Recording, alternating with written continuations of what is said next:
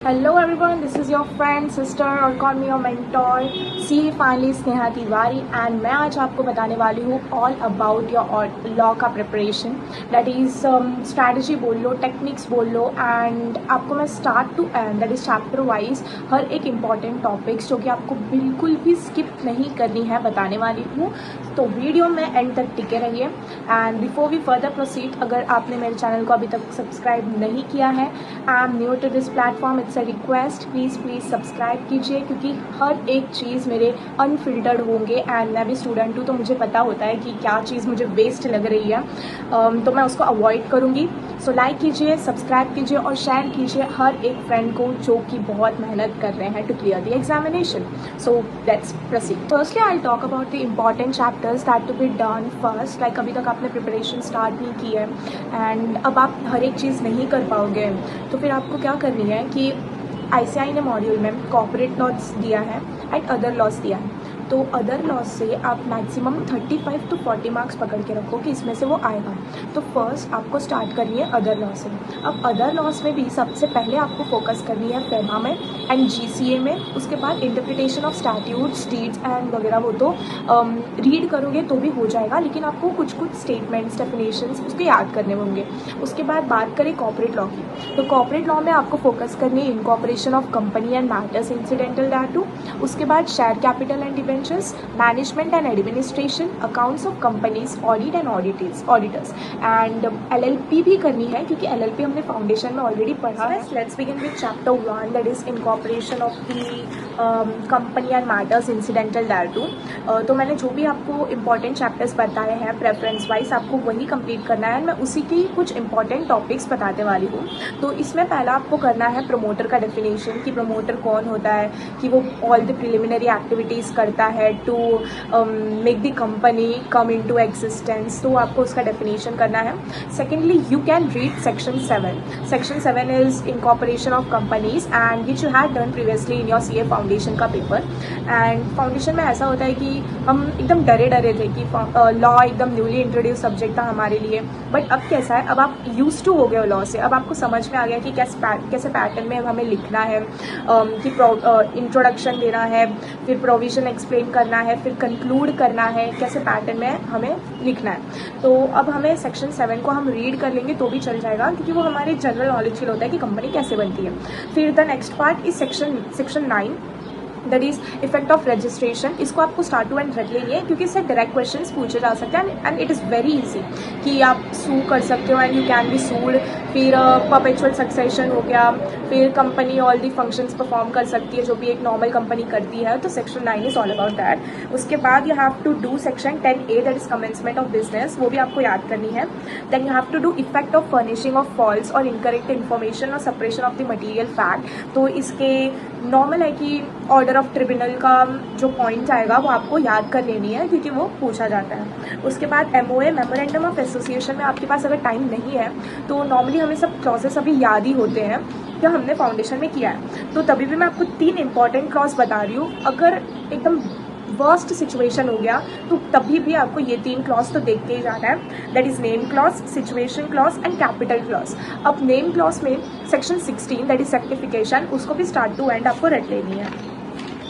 उसके बाद इस चैप्टर में आपको methods of shifting of registered office with in a same state and with in और इन डिफरेंट स्टेट और टू अनदर स्टेट वो आपको याद करनी है। याद करनी इन द सेंस उसको रीड करना है, समझना है, बिकॉज थियरी एक ऐसी सब्जेक्ट है जिसको आप स्टार्ट टू एंड रट नहीं सकते। और कैसा है कि हमारा सिलेबस भी बहुत वास्ट है, आपको अदर लॉज कंप्लीट करने हैं, कॉर्पोरेट लॉज कंप्लीट करने हैं, तो यू डोंट हैव टाइम। और आप आइंस्टाइन भी नहीं हो या आप कोई साइंटिस्ट भी नहीं हो तो आप सब याद कर लोगे। तो आपको कुछ सिलेक्टिव वर्ड्स यूज़ करने हैं, कीवर्ड्स यूज़ करने हैं एंड आपको ओन वर्ड्स में फ्रेम करके आंसर्स देनी है। उसके बाद ये चैप्टर में से इतना ही करना है। And doctrine of indoor management हो गया, वो सब तो हमने फाउंडेशन में ऑलरेडी किया ही है, तो उसको बस आपको रीड करनी है, समझनी है एक बार कॉन्सेप्ट को, तो ये चैप्टर कंप्लीट हो जाएगा। So in the chapter share capital and debentures आपको पहला तो काइंड्स ऑफ शेयर्स समझ लेनी है कि इक्विटी शेयर कैपिटल होता है, प्रेफरेंस शेयर कैपिटल होता है। नॉर्मली हमने ये अकाउंट्स में कर ही लिया है। फिर बायबैक क्या होता है, तो फिर आपको फिर से लॉ में वही चीज़ पढ़ने की और टाइम वेस्ट करने की ज़रूरत नहीं है। तो मेरा कैसे हुआ था कि ये चैप्टर इतना वास्ट था कि मैं जो लास्ट तक मैं पहुँचती थी डिबेंचर इंटरेस्ट के पहले वाले जो भी स्वेट शेयर्स हो गए या फिर शेयर प्रीमियम हो गए, तो मेरा दिमाग ख़राब हो जाता था। तो मतलब लेकिन मैंने क्या किया था कि एटलीस्ट एक बार या दो बार ही तो मैंने रीड किया था। हाँ, मैंने उसको रिटेन करने की कोशिश नहीं की थी क्योंकि वो अकाउंट से मुझे सिमिलर लगा और मुझे इतना तो था कि अगर एग्ज़ाम में पूछ लिया तो मैं कुछ घुमा फिरा के लिख सकती हूँ। तो अभी आपको इसमें स्टार्ट टू एंड मतलब ज़्यादा गौर किस पे करना और रटना क्या चीज़ें हैं। तो आपको सेक्शन 47 वोटिंग राइट्स वो अच्छे से रीड करनी है। Section 48 variation of share holders right वो आपको स्टार्ट टू एंड उसके 5-6 पॉइंट्स तो आपको याद ही करनी है क्योंकि डायरेक्ट क्वेश्चन पूछा जाता है। देन उसके बाद you can go with section 54 sweat equity shares important है क्योंकि ये बहुत बार पूछे गए हैं। एंड उसके ही जस्ट नीचे conditions for issue of sweat equity shares दिया है, तो ये भी आपको रेफर करना है बिकॉज ये जैन 25 के आरटीपी में भी आया गया था। And limit on issue of sweat equity shares भी याद करने हैं। वो लिमिट्स कैसे होते हैं कि अभी या तो एग्जाम में आपको डायरेक्ट क्वेश्चन दे देंगे और पूछ लिया जाएगा लिमिट, या तो फिर आपको MCQs में पूछा जाएगा। फोकस करनी है टाइप्स ऑफ प्रेफरेंस शेयर में, उसको आपको रीड करनी है और समझनी है। Cumulative, non cumulative and all ये सब है उसमें। उसके बाद you have to do section 56 that is transfer and transmission and उसके बीच का डिफरेंस। फिर also the refusal of registration that is section 58, उसको भी आपको ध्यान से रीड करनी है, पढ़ना है और रिटेन भी करना है। Then next you can move to section 58, तो डन हो गया। एंड फिर आपका आता है 61 टू लेके 70 वाला सीरीज़, सेक्शन 61 टू 70। तो उसमें आपको ज़्यादा टाइम नहीं वेस्ट करना है क्योंकि राइट्स इशू हो गया, बोनस इशू हो गया, बाईबैक हो गया, सेक्शन 68, तो ये सब हमने अकाउंट्स में ऑलरेडी की रखी है। तो वो वहाँ पे हमने प्रैक्टिकली की है, लेकिन थियोरेटिकली भी हमें थोड़ा सा नॉलेज है कि आपने कोई भी किसी का अटेंड किया होगा लेक्चर्स, तो आपने कुछ ना कुछ तो समझा ही होगा, तो वही आपको अपने ही भाषा में लिख देनी है। तो यहाँ पे आपको ज़्यादा टाइम नहीं वेस्ट करना है क्योंकि ये चैप्टर ऑलरेडी वास्ट है और इतना टाइम भी नहीं मिलेगा। और इसमें लास्ट आपको करनी है who can be the debenture trustee, and वो आपको रट लेनी है क्योंकि वो डायरेक्ट क्वेश्चन में पूछा जा सकता है। So let's move to next chapter, it is management and administration. ये तो पहले वाले चैप्टर से ज़्यादा ही बड़ा है। तो यहाँ पे आपको क्या करनी है, आपको रजिस्टर्स और एनुअल रिटर्न जो भी है वो आपको मॉड्यूल से रीड करनी है। क्यों? क्योंकि मैंने क्या किया था कि मैंने थोड़ा अपने नोट से किया था, मैं JKSC क्लासेस में थी तो मैंने कुछ वहाँ के नोट से किया था, मैंने कुछ मॉड्यूल से किया था। मैंने पूरा अदर लॉस पूरा स्टार्ट टू एंड मॉड्यूल से ही किया था क्योंकि मुझे इतना था कि वो 35 to 40 मार्क्स जो जितने का भी क्वेश्चन आता है उसमें से मैं एटलीस्ट 25 to 30 मार्क्स स्कोर करूँगी अदर लॉ से। फिर बाकी बात रह गई कॉर्पोरेट लॉस की, तो वो मैंने अपने JKSC के टेक्स्ट बुक से किया था। तो आप कोई भी सर का नोट्स जो फॉलो कर रहे हो तो आपको वहाँ से उसको पढ़नी है।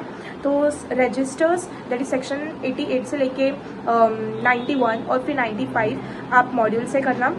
एंड एनुअल रिटर्न भी आपको 92 से लेके 94 तक मॉड्यूल से करना है। उसके बाद meetings and requisite of convening a meeting. तो इसमें क्या होता है कि बहुत बार डाउट आता है कि क्या हमें हर एक सेक्शंस को याद करनी है, लाइक 100 क्या है, 101 क्या है, 102 क्या है। सी, अगर आप एग्ज़ाम में कुछ एक्स्ट्रा हार्डवर्क करके जाओगे और वो हाईलाइट होगा ही, राइट। अगर आपने स्टार्ट में ऐसे कर दी कि as per section 101 as per section this of the companies act, तो फिर ये क्या करेगा कि सामने वाले का अटेंशन अट्रैक्ट करेगा कि भाई बंदे को सेक्शन भी याद है, बंदी को सेक्शन भी याद है, उसने एक्स्ट्रा मेहनत की है।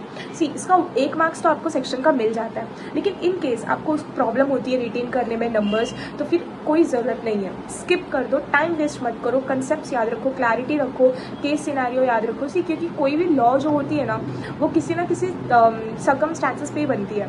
कुछ भी पहले गलत होता है या सही होता है, फिर उससे ही रिलेटेड लॉ बनती है। तो आपको कंसेप्ट क्लैरिटी ज़्यादा ज़रूरी है, ना कि सेक्शन नंबर याद रखना। उसके बाद आपको ये चैप्टर में तो मैं पूरी बाइफिकेशन नहीं बता सकती, तो इसमें आपको क्या करनी है कि जो भी इम्पोर्टेंट आपको लग रहा है आप उन्हें करोगे, जो इम्पोर्टेंट नहीं लग रहा है आप उनको भी रीड करोगे बिकॉज ये इम्पोर्टेंट चैप्टर है। Next is accounts of companies. ये कुछ ज़्यादा ही इंटरेस्टिंग चैप्टर मुझे लगा था बिकॉज NFRA, CSR ये कुछ ऐसे प्रैक्टिकल चीज़ें हैं और रियल लाइफ चीज़ें हैं जो कि बहुत कम को पता होती है until and unless you are into a corporate world or you are pursuing some degree like CA, CS and like such stuff. So basically आपको यहाँ पे फोकस क्या करनी है, पहला आपको करना है books of accounts and financial statements. फिर secondly you can move to section 132 to 133 that is NFRA and power of central government. Then you have to do section 135 that is corporate social responsibility. Internal audit करनी है and right of members and filing of financial statements भी कर. To next chapter that is audit and auditors. Audit and auditors में आपको 141 section, 143, 144 and 147 का punishment याद करना है एंड देन कॉस्ट रिकॉर्ड्स को रीड करना है. उसके बाद ये चैप्टर में इतना कर लिया तो हो जाएगा बिकॉज ऑडिट में आपने मैक्सिमम चीज़ें कवर कर ली है. उसके बाद आपको LLP उठाना है और LLP अच्छे से रीड करना है. देन नेक्स्ट आपको अदर लॉज में मैं कुछ इंपॉर्टेंट नहीं बता रही हूँ क्योंकि वो मेरे लिए वो पूरा ही इंपॉर्टेंट है, क्योंकि उसमें से आप कुछ स्किप करने की कोशिश ही मत करो कि एटलीस्ट आपको 25 to 30 मार्क्स उसमें से आ जाए. उसके बाद कितने टाइम आपको रिविज़न करना चाहिए. सो फॉर मी अगर आपकी थियोरी स्ट्रॉन्ग है तो एटलीस्ट आपको 2 या 3 मैक्सिमम रिवीजन करनी चाहिए. एंड इफ़ आपकी थियोरी स्ट्रॉन्ग नहीं है, आप रिटेन नहीं कर पा रहे हो सेक्शंस को, या फिर समझ में नहीं आ रहा है कि कैसे फ्रेम करना है आंसर्स एंड ऑल, तो फिर आपको मिनिमम 4 to 5 रिविजन्स तो लगेगा. सी अगर अभी आपका एग्जाम ये वाला अटेम्प्ट में है तो आपके पास ज़्यादा टाइम नहीं रह गया, तो आपको क्या करना है, एटलीस्ट एक पेपर को हाथ से सॉल्व करना है. एंड अगर आपके पास टाइम बहुत है एंड आपने ऑलरेडी 3-4 रिवीजन कर ही लिया है, मैक्सिमम 5 रिवीजन, उससे ज़्यादा तो आई गेस पॉसिबल नहीं है क्योंकि आपके पास और भी सारे सब्जेक्ट्स हैं. तो अगर आपके इतने रिवीजन्स हो गए तो go with RTPs, MTPs and previous year questions, क्योंकि मैंने मेरी क्लास में जितने भी टेस्ट होते थे लॉ के, मैंने वो सब दिए थे. मैक्सिमम उसमें 6-7 लॉ के टेस्ट थे चैप्टर वाइज, तो मैंने वो दिया था. एंड ओवरऑल प्रीलिम्स भी था लाइक 4 to 5 चैप्टर्स का, तो मैंने वो भी दिए थे. एंड मैंने प्रीवियस ईयर क्वेश्चंस, मैंने MTPs, RTPs भी सॉल्व किए थे. एंड मैक्सिमम आपको वो एटलीस्ट 5 to 6 अटैम्प्ट्स का करना है. अगर आपने वो नहीं किया है तो 2 से 3 अटैम्प्ट बस. अब 2 केसेस हो सकता है, या तो ये आपका फर्स्ट अटैम्प्ट होगा या तो ये आपका कोई अनदर अटैम्प्ट होगा. तो अब क्या होता है कि अगर आपने पहले अटैम्प्ट दे दिया तो बहुत सारे यूट्यूब चैनल्स पे, वेबसाइट्स पे ऐसे मैसेजेस आते हैं कि अब कुछ अमेंडमेंट्स हो गए, कुछ चेंजेस हो गए मॉड्यूल्स में. सो मैंने क्या किया है, मैंने नए मॉड्यूल को और ओल्ड मॉड्यूल को कंपेयर किया. And what I notice is जो भी एक्स्ट्रा स्पेसेस थे उसको बैक स्पेस किया गया, और जो कि बहुत कॉमन और इररेलेवेंट एग्जाम्पल्स थे उसको डिलीट किया है. एंड एक चीज़ हुआ है कि FEMA में they have provided the case studies, case scenarios with respect to the MCQs, तो वो एक एडिशन आप कंसिडर कर सकते हो. एंड बाकी if you are following any of the notes, any of the YouTube channels, you can continue with it. अब होता है बताए कि ICI आपको एग्जाम के 2 months प्रायर या तो 1 महीने के पहले आपको RTPs प्रोवाइड कर देता है. एंड RTPs पे ऑल द पॉसिबल अमेंडमेंट्स या फिर जो भी चेंजेस होती है, सर्कुलर्स होती है, वो उसमें कंसिडर हो जाती है, इंक्लूड हो जाती है. तो आपको उस वक्त वो अगर आप अच्छे से देख लोगे तो वो आपका हो जाएगा. तो मित्रों, अगर आपको कोई भी क्वेरी हो, कोई भी दिक्कत हो लॉ को लेके या कोई और सब्जेक्ट से लेके, तो आप प्लीज़ कमेंट सेक्शन में बता दीजिए. मैं जल्द से जल्द रिप्लाई करने की कोशिश करती हूँ. एंड टिके रहिए क्योंकि genuinely hard work page of. And मेहनत करनी है आपको, दिन रात मेहनत करनी है, फर्स्ट अटैम्प्ट में क्लियर करनी है. All the best. Thank you.